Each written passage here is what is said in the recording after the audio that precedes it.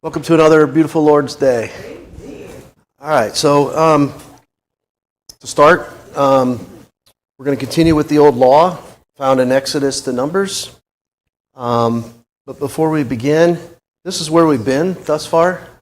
The introduction, we defined clean and unclean animals, and then ceremonial uncleanness.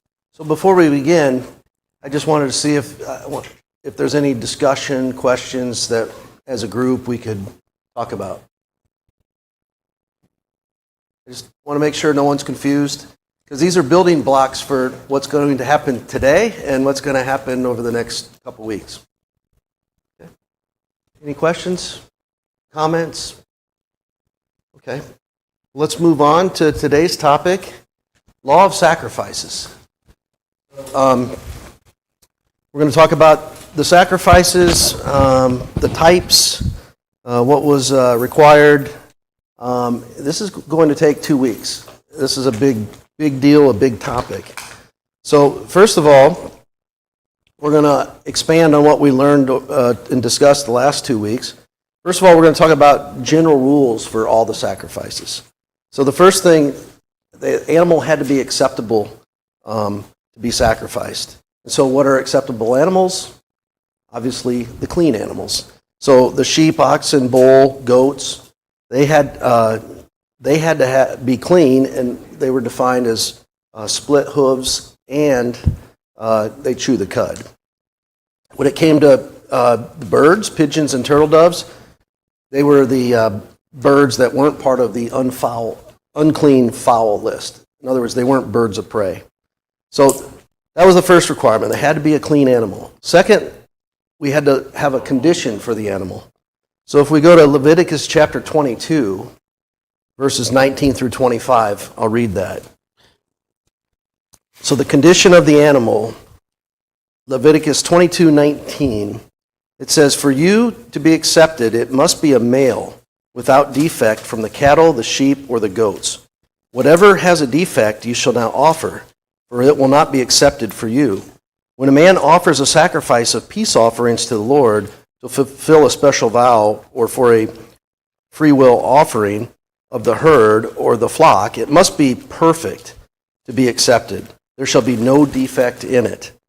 Those that are blind or fractured or maimed or having a running sore or eczema or scabs, you shall not offer to the Lord, nor make of them an offering by fire on the altar of the Lord. In respect to an ox or will which has an overgrown or stunted member, you may not present it for a free will offering, but for a vow it will not be accepted. Also, anything that has its testicles bruised or crushed or torn or cut, you shall not offer it to the Lord or sacrifice in your land.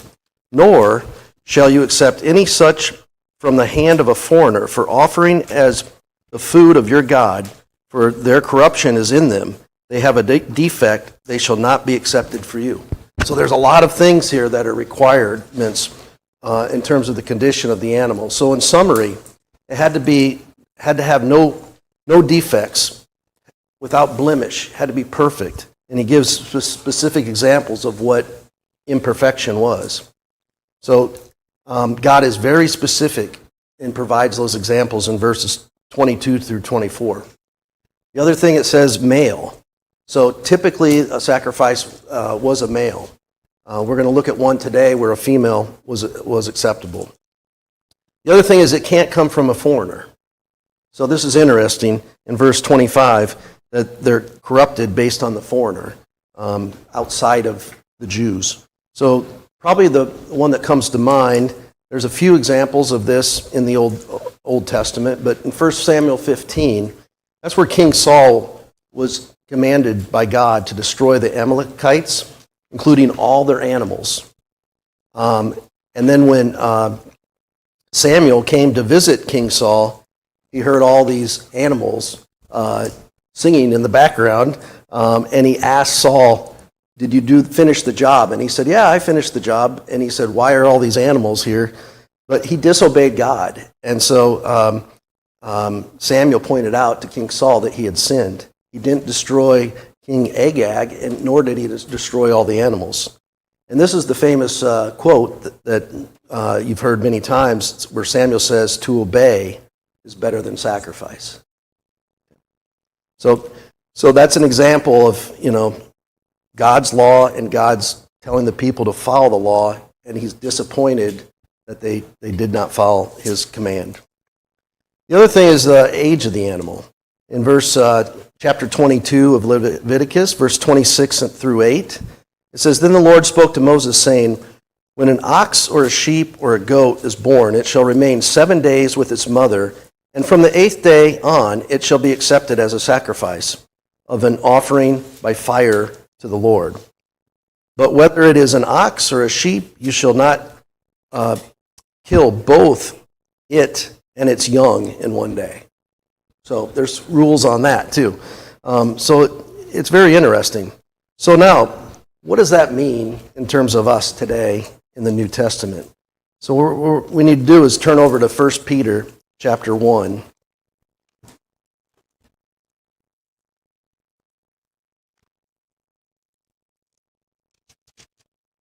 Verses 18 and 19. Could I get a volunteer to read 1 Peter 1, 18 and 19?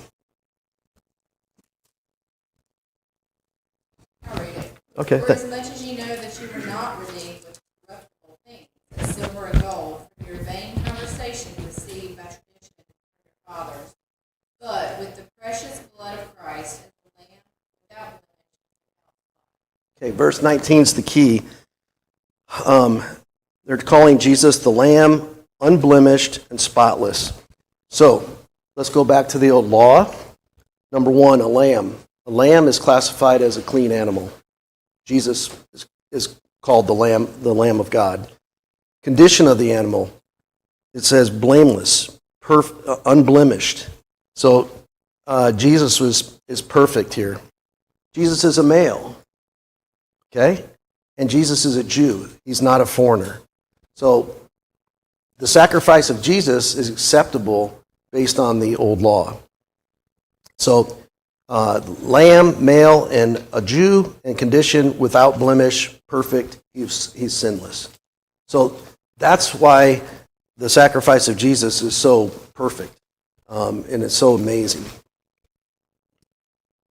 All right, so now let's go back to Leviticus chapter 1. Back to Leviticus, but in chapter 1. And there's a few more things that we have to talk about, which were general rules of all the sacrifices. I'm going to start in, I'm just going to read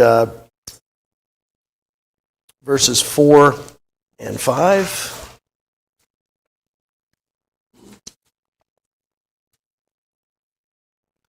Let's see here. Yep. Leviticus 1, 4, and 5. It just says, he shall lay, this is what is done by the offerer. The offerer has the animal, and they have to do some work too. So here's what the offerer has to do. He shall lay his hand on the head of the burnt offering, that it may be accepted for him to make atonement on his behalf. He shall slay the young bull before the Lord. And then it continues on. So he has to lay his hand on the head of the sacrifice. The purpose was to identify the offerer with their offering and indicate the animal is their substitute. That's why they lay the hands. They want to make it very deliberate and very purposeful. The other thing is the offerer had to slay the animal. They actually cut the throat, not the priest, but the offerer. So they drew the blood. Now, what was done with the blood? And that's in Leviticus 1, verse 5. And Aaron's sons, I'll start at the beginning. He shall slay the young bull before the Lord. That's the offerer.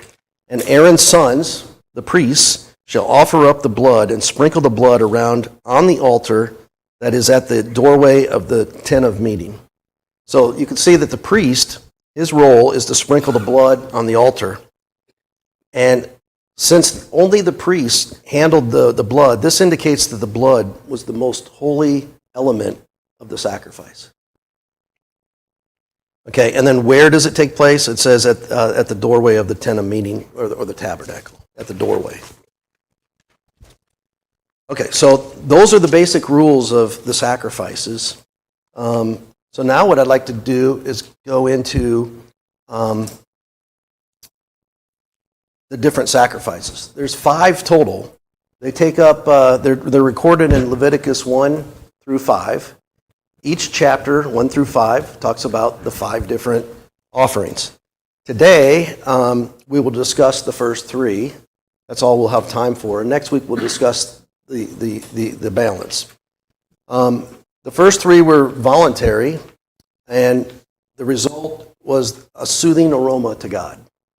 So they are, in Leviticus chapter 1, the burnt offering, Leviticus chapter 2, the grain or meal offering and the drink offering, dealing with food, and Leviticus chapter 3, the peace or fellowship offering. So we'll go through those today, and we'll discuss those and kind of get a fair understanding of them and read about it in primarily Leviticus. So let's go to the burnt offering first. Leviticus chapter 1 is where it details that. But before we begin, burnt offering was not a new concept. If we go back to Genesis chapter 8, verse 20. Genesis 8:20, this is with Noah. Then Noah built an altar to the Lord and took of every clean animal and of every clean bird and offered burnt offerings on the altar. So back in the time of Noah, the patriarch, God had communicated to Noah about burnt offerings, what they were, how to do them. It just wasn't recorded for us to read today. So now we're in the book of Leviticus, which is the handbook of the priests, primarily telling the priests, here's the details of how to do the burnt offering. Okay, so the purpose of the burnt offering, it's not stated in the Bible. It's the most common sacrifice, and it's performed the most often. It's an animal sacrifice which totally consumed the fire on the altar. Only the hide was saved. So, burnt offering, here's an easy way to remember it. God doesn't want his steak medium or well done. God wants his steak burnt. Only burnt, okay? So just think of it that way, and you'll be able to remember it. So everything's burned up on the altar except the hide. And then in chapter 1, it talks about the details of different animals. So in verses 1 through 9, it talks about animals from the herd. In verses 10 through 13, it talks about animals from the flock. And in verses 14 through 17, it talks about birds. And these are listed in descending order of value. The herd being the most expensive animal and the bird being the least expensive. So there's order to this in the book of Leviticus. All right. So what I'd like to do here is read Leviticus 1, and we'll read this one in detail. It's only 17 verses. The rest of them are the other chapters, 1 through 5, all along the same lines, very similar. Okay? And I don't think we need to spend a lot of time talking about how to cut the animals up, but I would like to let you take a look at chapter 1, and what I want you to do is take a note of the details that God demands. Just when we go through it, just think about the details, and then we'll talk after that. So I'll go ahead and read it. Take a sip of water here. All right, so Leviticus 1, I'll read the whole chapter, 6 to 17 verses. Then the Lord called to Moses and spoke to him from the tent of meeting, saying, "Speak to the sons of Israel and say to them, when any man of you brings an offering to the Lord, you shall bring your offering of animals from the herd or the flock. In his offering is a burnt offering from the herd. He shall offer it a male without defect. He shall offer it at the doorway of the tent of meeting, that he may be accepted before the Lord. He shall lay his hand on the head of the burnt offering, that it may be accepted for him to make atonement on his behalf.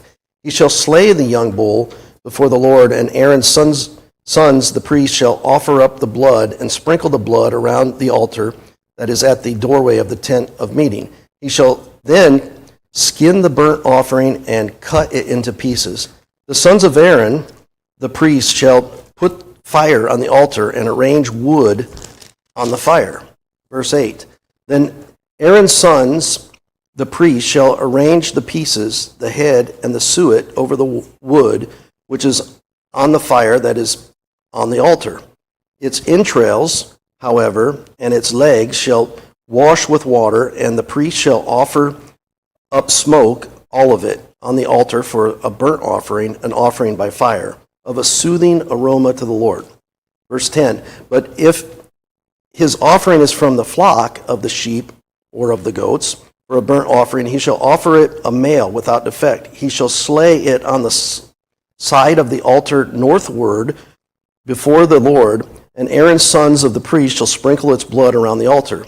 He shall then cut it into pieces with its head and its suet, and the priest shall arrange them on the wood which is on the fire that is on the altar. The entrails, however, and the legs he shall wash with water, and the priest shall offer all of it, and offer it up in smoke on the altar. It is a burnt offering, an offering by fire of a soothing aroma to the Lord. Verse 14, but if his offering to the Lord is a burnt offering of birds, then he shall bring his offering from the turtle doves or from young pigeons. The priest shall bring it to the altar and wring off its head and offer it up in smoke on the altar, and its blood is to be drained out on the side of the altar. He shall also take away its crop with its feathers and cast it beside the altar eastward to the place of the ashes. Then he shall tear it by its wings, but shall not sever it. And the priest shall offer it up in the smoke on the altar, on the wood which is on the fire. It is a burnt offering, an offering by fire of a soothing aroma to the Lord. Wow. Okay, so we have a detailed God. He's talking about east, he's talking about north, he's talking about what to do with the entrails. I mean, we have a God that's very specific, very detailed. So, our response should be that way too. Just something to think about. So, if we go back in, so the blood again was sprinkled on the altar. The priest arranged the pieces on the altar. A portion of the animal was not offered, and that was the hide. That was cut off, and that was actually given to the priest. In Leviticus 7:8, it actually tells us, Leviticus 7:8, also the priest who presents any man's burnt offering, that the priest shall have for himself the skin of the burnt offering which he has presented. So the priests were able to keep the hide of the animals. And then also the crop and the feathers of the birds, they were not part of the offering. The hide was not part of the offering. So, yes? Hide is the skin. The fur. The fur. So the hide goes to the priest? Goes to the priest. So what's the priest going to do with the hide? Leather, yeah. So, yeah. So what we'll see is the priests provide a service. Okay, they don't produce a good. And so these sacrifices help sustain life of the priests. God took care of them in this way. I would read this with a different understanding. I thought it was time. Yeah, it's... Okay, thank you.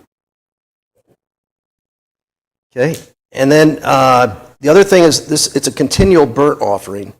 Continual because the fire never went out.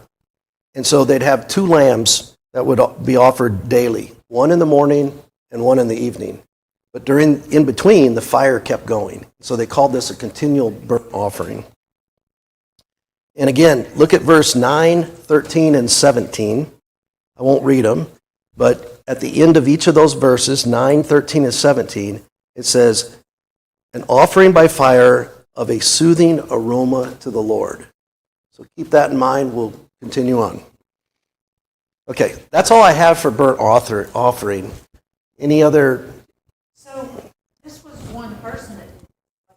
So they were like maybe, I mean, like, Yeah. so they wouldn't, It was a busy place. Yeah. so they could have like thousands of in one day maybe? Well, it could be. This was a free will offering, is my understanding, and I don't know what the frequency was, but yeah, there were many, many Jews and a number of priests, but you had one tabernacle or temple. There was only one fire? Anyone? That's my understanding. My understanding. Yes. That's my understanding. It's, Okay. It's huge. Okay. And that's why you had all Yeah. one or two people working. Yeah. Yeah. So it's like really, really good. Yeah. So thank you for that information. High priest. No, not the high priest. The high priest, Day of Atonement, and we're going to talk about that for one week session. Good questions, though. Thank you. Any other questions on burnt offerings? Becky, do you have something? Yeah. So what I'm going to do is I'm going to go through I'm going to do something different. Instead of going right into the New Testament now, we're going to talk about the three offerings, and then we'll summarize it at the end with the New Testament. Okay? And how that applies to us today, and how it points to Jesus. All this points to Jesus. It's interesting that you provide for those who are more impoverished a way to sacrifice. Yes. Blood on us. Yes. Yep. Yep. Yeah.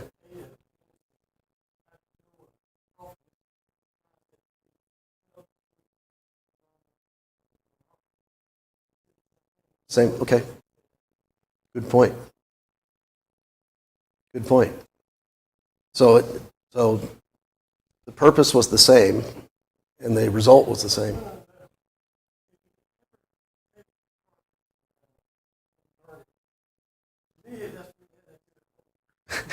I've never done it.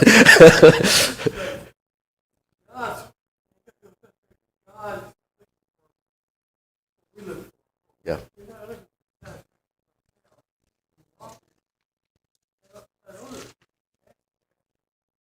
Yeah.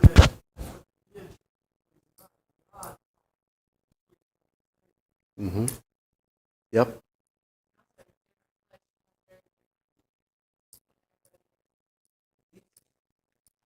Well, God was looking. Yeah. Yeah. Yeah. Yeah. But to God, it was still wrong. When you think about it, it's kind of messy. It's kind of yucky.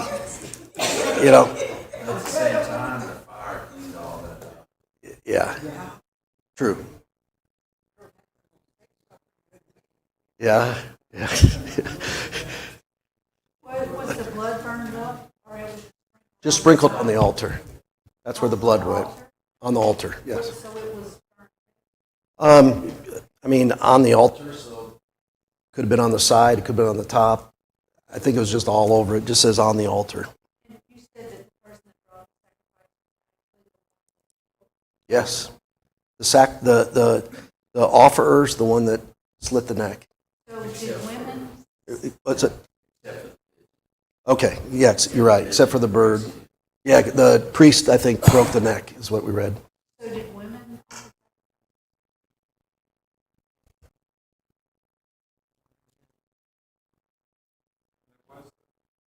I guess not.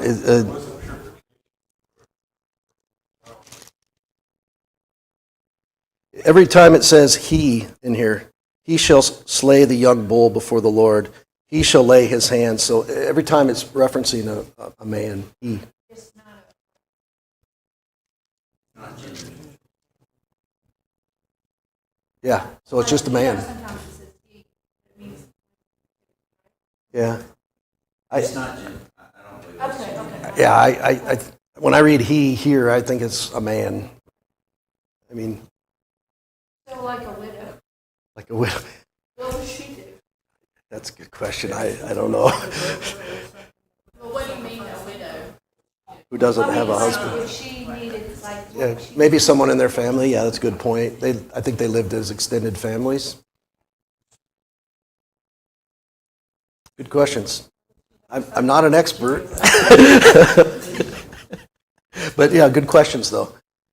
And yeah, feel free to, speak up and answer. I mean, we're all here to learn together. Give an example later, Mhm. about, where the husband went to his husband. We get sometimes. Okay.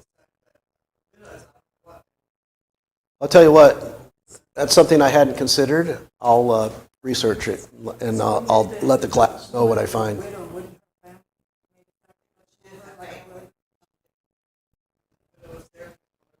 So, okay. So let us get through next week's sacrifices too, and then I'll research it and see what I can find about widows and these sacrifices. Just something to learn. Okay, good questions. Thank you. Let's move on to the grain or meal offering and the drink offering. Again, the purpose is not stated. This is found in Leviticus chapter 2. It's not an animal sacrifice. A portion of this offering was consumed by the priests. Normally accompanied the burnt offering and the peace offering, found in Numbers 15. So it wasn't a standalone offering. So in Leviticus chapter 2, verse 1, let's look at the composition of this grain or meal offering. Now, when anyone presents a grain offering as an offering to the Lord, his offering shall be of fine flour, and he shall pour oil on it and put frankincense on it. Okay, so fine flour, it can't burn by itself and it has no smell. The oil aided in the combustion process of burning the flour. And then the frankincense ensures that there's an aroma that's pleasing to God. So hopefully you see how this food offering, it all fits together and it parallels the animal offering. So after sacrifice, the remaining portion went to the priest, and only the priest, not even his family, just the priest for food. And I'll just point out a few keys. We're not going to read the whole chapter like we did chapter 1, but Leviticus 2:11, it talks about, I just want to read this here. No grain offering which you bring to the Lord shall be made with leaven, for you shall not offer it up in smoke, any leaven or any honey as an offering by fire to the Lord. So this is a weird combination to me, leaven and honey. I'm not a baker, so it's kind of foreign to me. So I went out and sought help, and so I went to my book here, the New American Commentary that I've read out of before for the book of Leviticus, the commentary. And so let me just read what this author says, and it was interesting. It says, 2 possible reasons have been offered for the prohibition of leaven. Number 1, leaven material along with honey would be prone to ferment and decay, and thus would change the nature of the offering. And number 2, leaven and honey were used in pagan worship practices in the ancient Near East. So they were prohibited as sacrifices here. So it was just interesting to see what was said about that. That was a weird combination to me. You have a comment? Yeah, Okay. I was going to say, those may be the reason. Yeah. But another possibility is that God is just shadowing what leaven would come. There Yes. could be a simple. Yes. It doesn't have to have any cultural reason. And one thing that just jumps out, you may draw Go ahead. Are you going to bring up Mary with the oil? No. So if you go back to the beginning of the chapter, this is kind of fascinating. So you, well, I'll have to give the reference, but you remember near the end of Jesus' life, Mary comes, she's cleaning his feet, Mhm. washing it, With the oil. and then she's putting the fragrant oils on his feet. And Jesus said, so they try to stop her. Yep. Jesus says, don't do that, because what she's doing for me is for my fear is sacrifice. And very well that what he's talking about refers back to this Okay, good point. of his feet. I hadn't considered that. That's an excellent point. And then one other thing, and Uh-huh. the other thing is interesting on the in section 4 to 10, it talks about bringing the wafer offering, how that it has to be broken. Okay. Again, tying that to the supper, what Jesus is doing in Passover, of breaking the bread, directly has parallels. Okay. God setting. That's amazing, isn't it? Yeah, I hadn't considered those details. So thank you, Brian, for sharing those with the class. I like this way we're going back. This is the original commandments of what it's interesting to see how over the centuries and corrupted the priests corrupted them. Malachi. And Yes. and made it easier, maybe simpler, maybe cleaner, maybe less messy, I don't know. But by the time we got to certainly by the prophets and judges, and they were really, well, they weren't doing this at all. I mean, they Yeah. were keeping sirloin, and the priests were taking parts of the animals that they weren't Yep. allowed to, and, you know, it's really corrupt. Yeah. Excellent points. All I can say is men will be men. And that's where it goes, is corruption and greed and all of that. And it's sad to say, and we will talk about the priests and the corruption of the priests coming up in Malachi. Yeah. So I read something last night that the priests, by the time Jesus came along, the priests were the richest people of the entire society, because they had taken everything from all these offerings, and they were the top echelon of riches. That's true.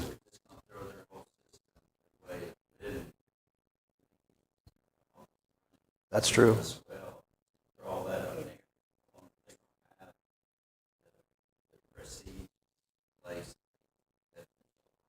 Yeah, good point.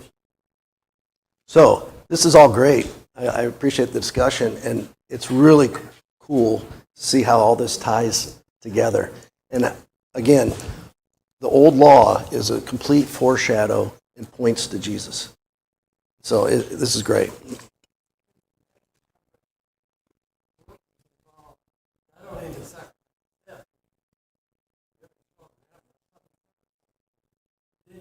Cleaning up all that.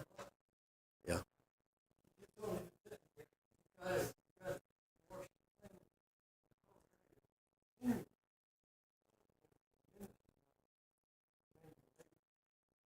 Yeah.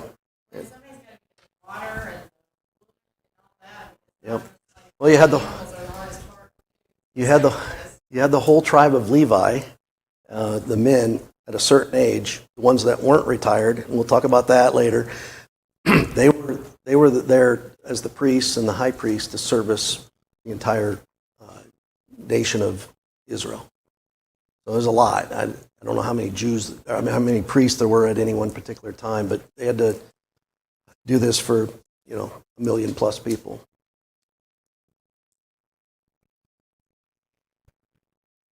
Okay. Yeah, shift work. Okay. The other thing is it must have salt. So take a look at chapter 2, verse 13 of Leviticus.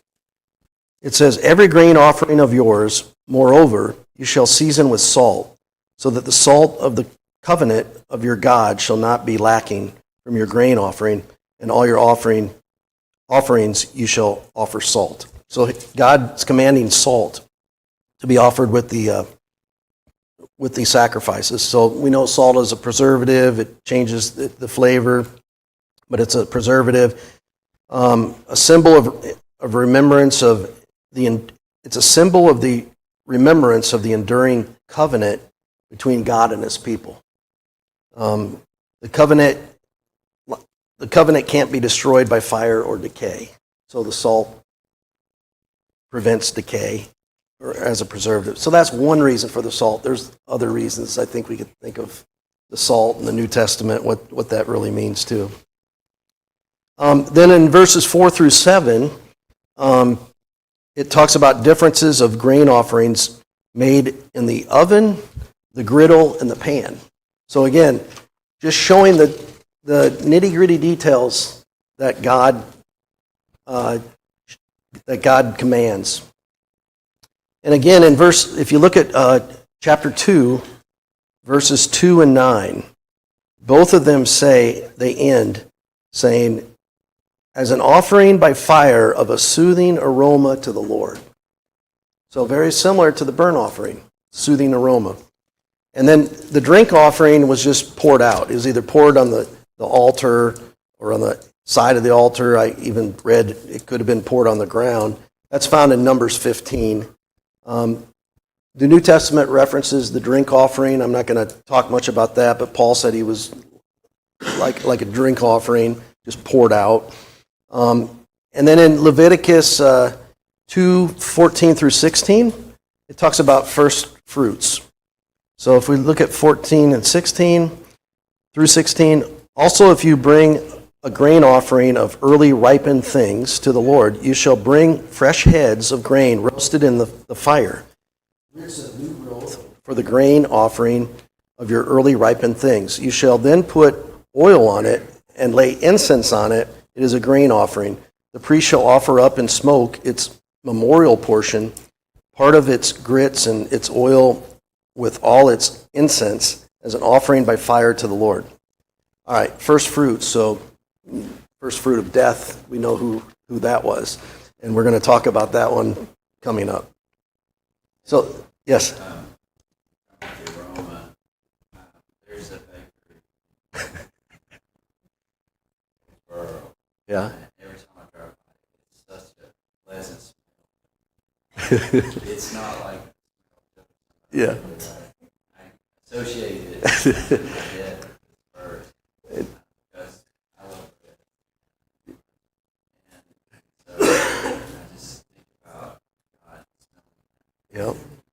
Another example would be driving past a Burger King and smelling that. I was going to disagree with Joey a little bit. The barbecue is a nice smell. Yeah. You know how the meat's. But yeah, it makes you feel good, right? A soothing aroma. It makes you feel good. It makes you happy.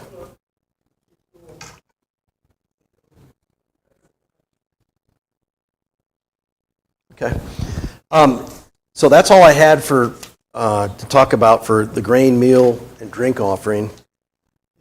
Any additional discussion on those topics? Okay. I kind of wonder. Yeah. I think about like when we cook a steak. When we cook a steak, it's been dead for at least hours, days, weeks. Mm-hmm. It's been preserved somehow. But I'm thinking about the surgery smells. That's fresh meat. It's not. So I wonder if the meat does change from a barbecue versus fresh in the blood, right? Yeah, I don't know. Yeah, these are detailed logistics. We weren't there. It's hard to say. Yeah. Yeah. They were kind of like the surgeons of their day, really, right? Because they had to. They had to chop up a lot of stuff. They Yeah. had knives. Yep. Yep. Okay.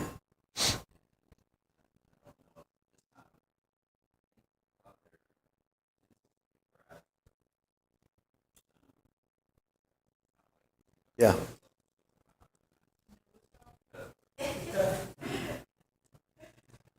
Yeah.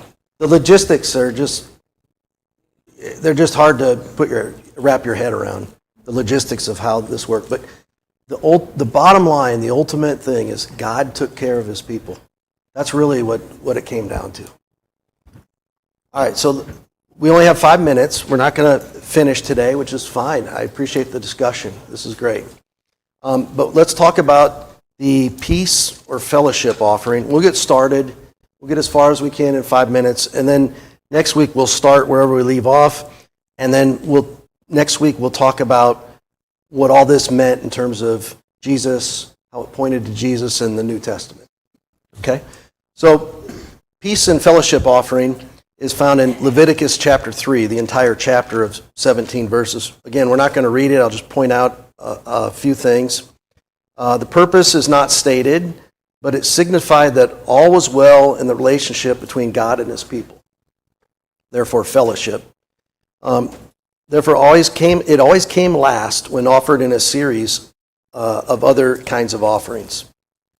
In essence, if you think about this peace or fellowship offering, it's kind of like sharing a meal with God. Okay? And we'll talk about the details of what I mean there. But let me read again from the commentary this passage about why it came last.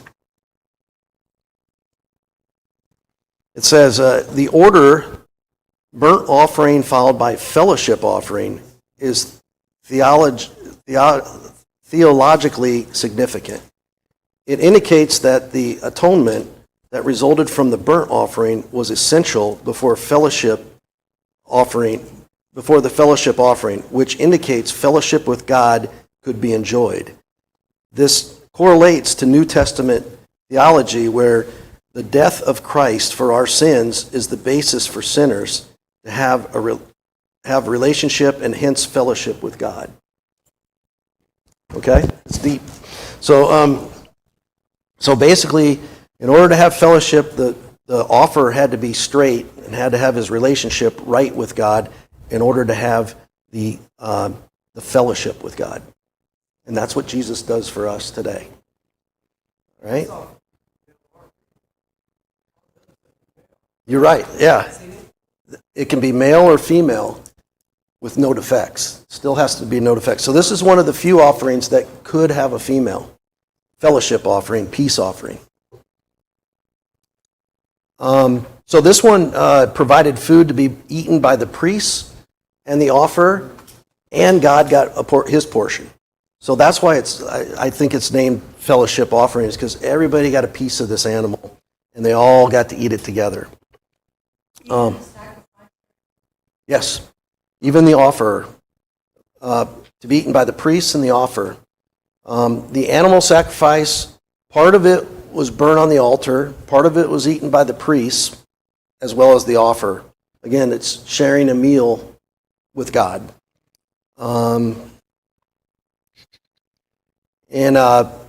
Again, kind of like in the other offering, the burnt offering, it breaks it up into the herd, the flock, and this time goats. Where the burnt offering was about birds, this one just talks about the goats. So let me just read Leviticus 3 and 4. From the sacrifice of the peace offerings, he shall present an offering by fire to the Lord, the fat that covers the entrails, and all the fat that is on the entrails, and the 2 kidneys with the fat that is on them, which is on the loins, and the lobe of the liver, which he shall remove with the kidneys. Wow. Okay, so they're doing massive surgery here, and all of that I just read is offered to God on the altar. And those are the parts you probably wouldn't eat anyway. Let's see, what else? Okay, the blood was handled in the same manner as the burnt offering, where the priest would sprinkle it on the altar, and the flesh was eaten the same day as the offering by the priests and the offerer. And that's found in Leviticus chapter 7. All right, so this is, how much time? We out of time? Okay. Okay, so we're going to stop there. And there's a couple things that are interesting, and then about this particular offering, and then we will talk about the New Testament application. And then this is what we talked about today, the burnt offering, the grain or meal offering, and the peace or fellowship offering. And then next week we'll talk about that gray block and everything. Again, all of this points to Jesus, and we'll talk about that next week. Okay? So thank you for your participation, and that was great. Excellent discussion. Thank you, everyone.